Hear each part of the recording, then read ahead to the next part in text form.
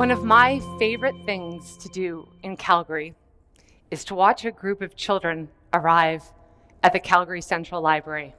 They usually come in groups, they're jostling and they're talking, and they come through the doors and then they look up and they see this huge atrium and skylight.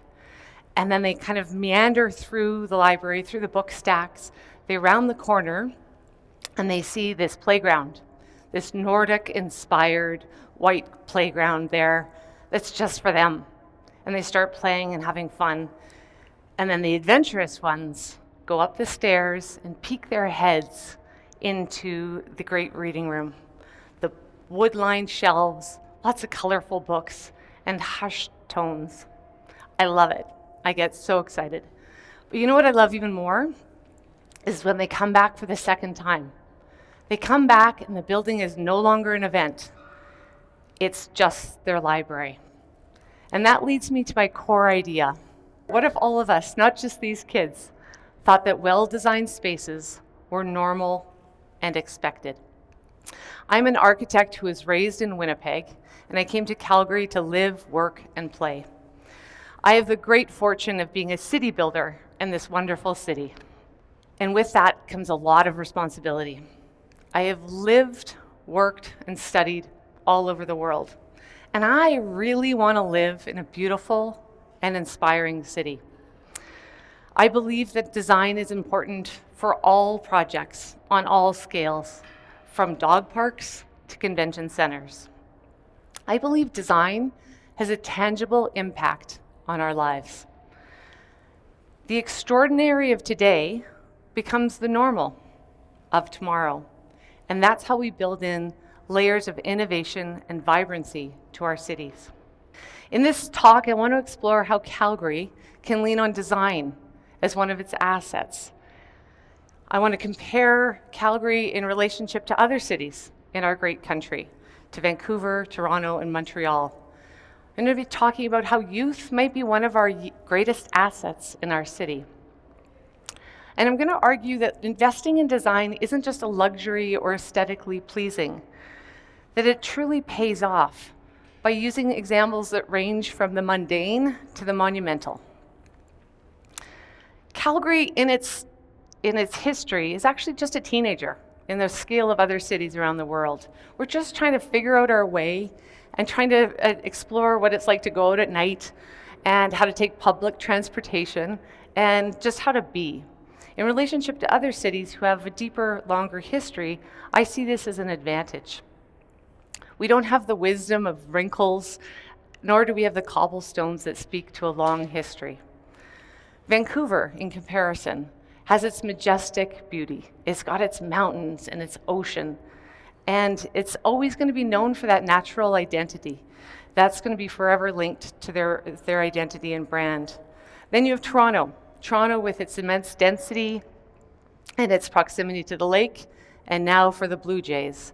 But also, Toronto's had to build and invest on vertical development and investment in infrastructure.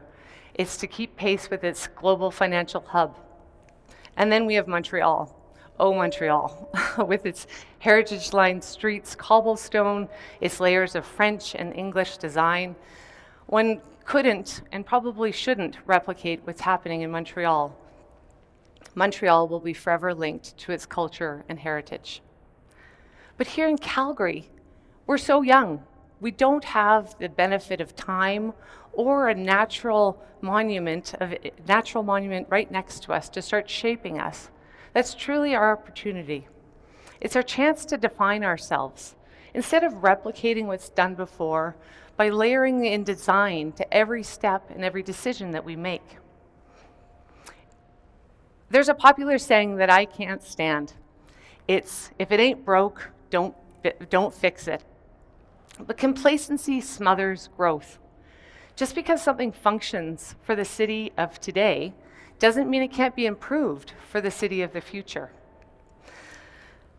Every new addition to our city, every park, every building is an opportunity to define ourselves, to build civic pride. And when we commit to that idea, the payoff is huge, both in reputation and economic return.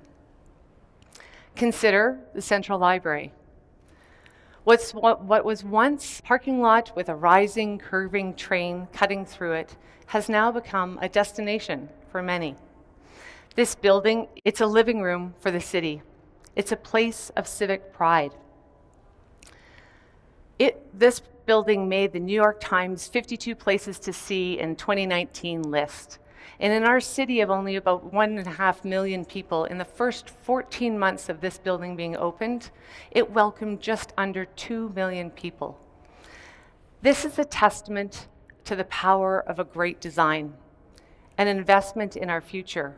We chose not to replicate what's happening in Montreal or replicate the history or imitate the density of Toronto.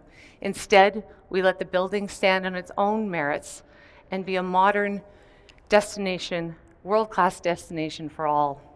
It's an investment that pays off, both in civic pride and global attention. The same is true for the BMO Centre expansion. When we sat down and tried to decide what we needed in this project, we knew it was more exhibit space for more home and garden shows and boat shows. But what we really knew we needed was a signal to the world that Calgary was a major player. This is that signal.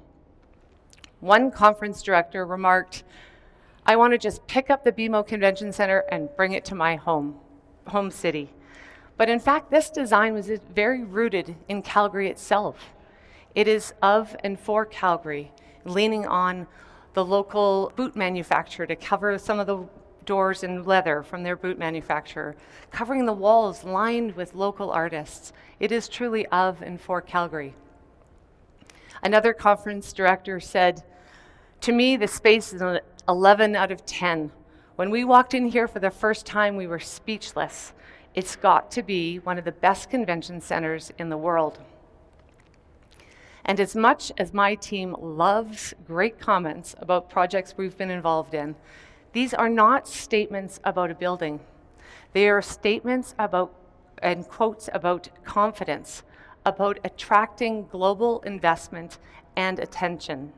They show that great design isn't just a luxury or aesthetically pleasing, but a strategic tool for differentiation in a very competitive market.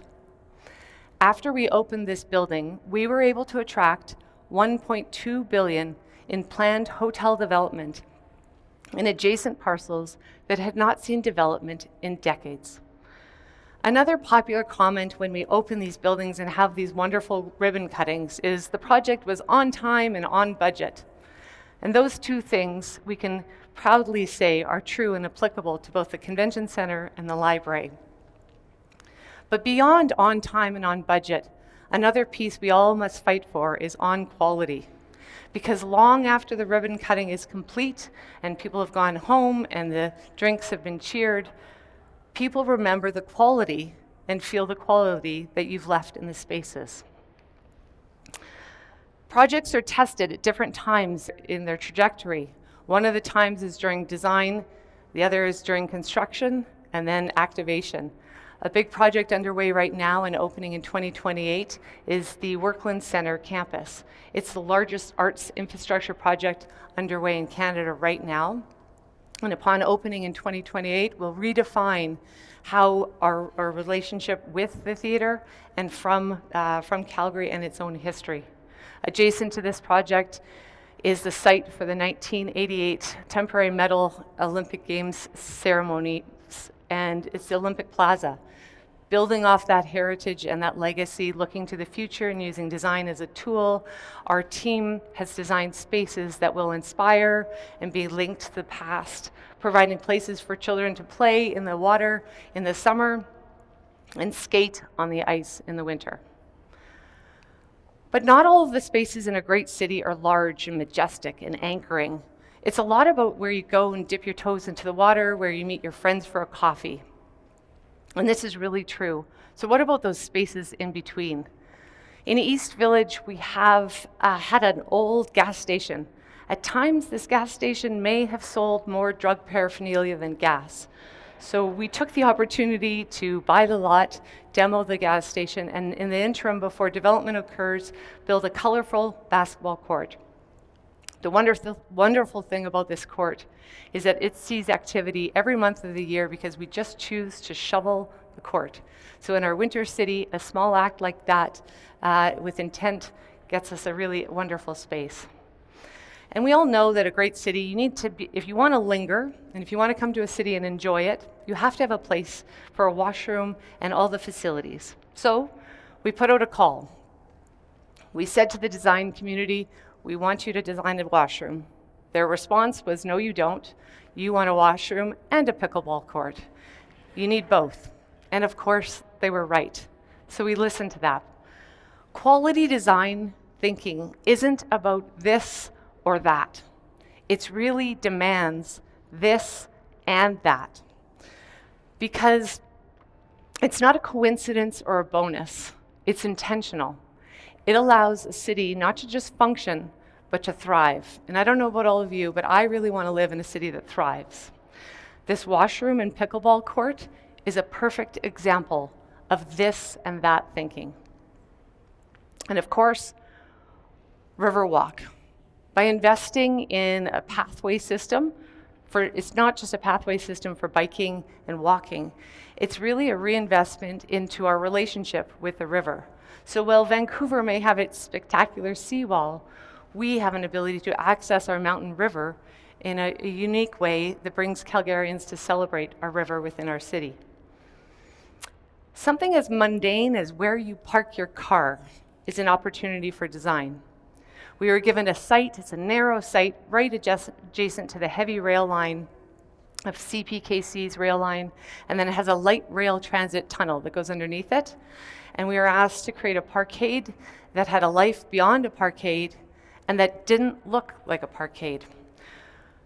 So the design team created this donut-shaped building that has 50,000 square feet for innovation space. It's got a basketball court, of course, and it also has an ability to have an existence beyond a parkade if you remove the fins and convert to office or residential in the future. In 2009, we looked at shaping our city. We added elements of bridges and buildings and walkways. City building is not measured in months or years. City building is measured in decades of commitment to quality and vision. City building is complicated, it's challenging, and it's worth it. When you pull all the pieces together and you see them come together and working in concert, you realize that design is not just a lipstick. It's a foundational aspiration with a long-lasting impact on city building. Design encourages growth and fosters future innovation. The way we design our cities is the way we live our lives. It's an ode to the aspirations we have for our future generation, and that's why quality design matters. Quality design is everywhere if you look for it. Quality design isn't just when a building bricks and mortars get completed, it's how we activate those spaces, how we create vibrancy within those spaces. It's a gas station turned basketball court. It's a bridge turned fashion catwalk. It's a river walk turned NBA viewing party area. It's the epitome of this and that thinking. Given all that's happening in Calgary right now, given that we are one of the fastest growing cities in our country, we welcomed over 200 new residents a day to our city. What if we were known for blue sky thinking, for Western hospitality, for get it done attitude, all while also being known as a place to watch for excellence in design? That we lean on what we have and what we could be to be defined and known as the place to get great projects built and activated. A place known for quality design.